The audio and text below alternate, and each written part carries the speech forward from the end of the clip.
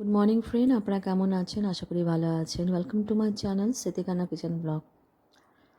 আমি এখন ভাবছি কী রান্না করব, তাই প্রথমে আমি সবজিগুলো কেটে নেব, মশলা পিষে নেব।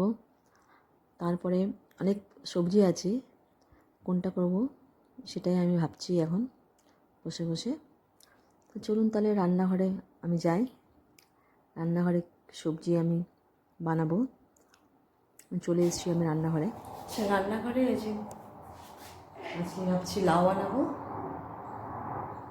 আর ধনে পাতা আছে মিলটাই, ধনে পাতা টমেটো চাটনি, টমেটো আছে। আর আমাদের বাগানে রাইস হয়ে গেছে, এখানটায় দেখুন রাইস হয়ে গেছে। আমাদের বাগানে অনেক সবজি হয়েছে, দেখাবো আপনাদেরকে। তো এখানে আমি যাচ্ছি, দেখুন বাগানে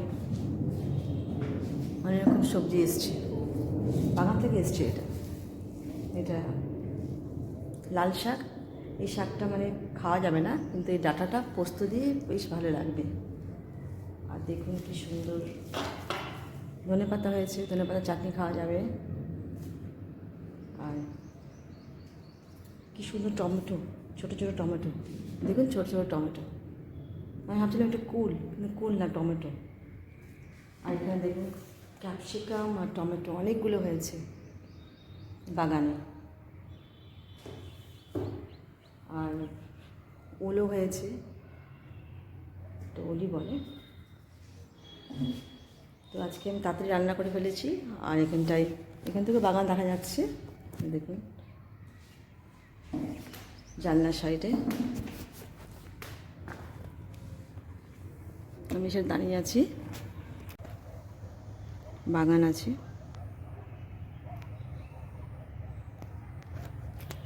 মানে বাগানে যাচ্ছি,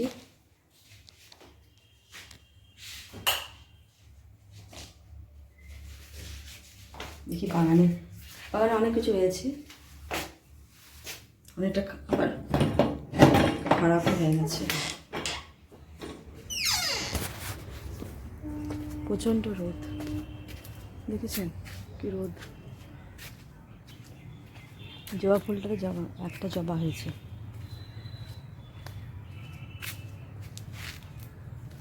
এসব দেখুন জবা।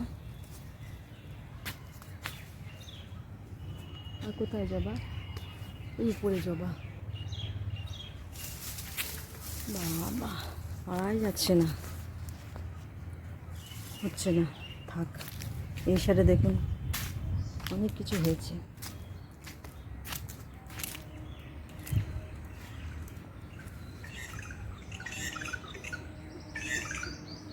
ফুলকপি হচ্ছে, ওইটায় বেগুন হয়েছে, শাক আছে, ডাঁটা শাক আছে, বেশ ভালোই দেখাচ্ছি আপনাদেরকে।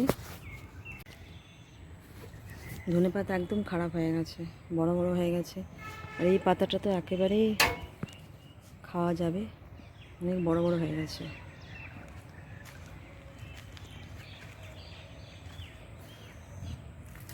টমেটো ছোট ছোট,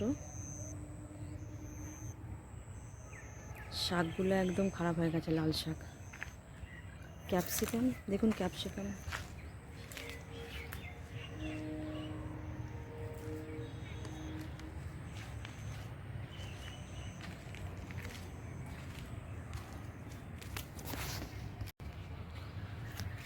তো বাগানটা দেখালাম আপনাদেরকে, দেখুন বাগানটা দেখা যাচ্ছে। অনেক কিছু হয়েছে আর অনেক কিছু খারাপও হয়ে গেছে। আমি একটু আস্তে আস্তেই বলছি কথা।